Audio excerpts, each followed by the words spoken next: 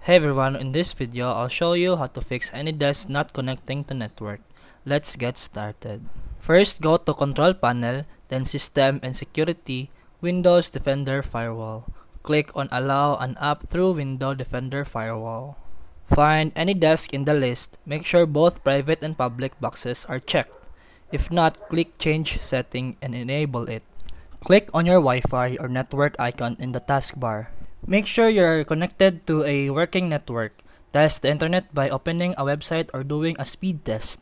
Sometimes, a simple restart fixes temporary connection issues. Either restart or shut down your computer, then turn it back on and try AnyDesk again. If it still doesn't work, disable any third-party antivirus temporarily and check if AnyDesk connects. Update AnyDesk to the latest version or check your proxy settings if you're using a custom network configuration.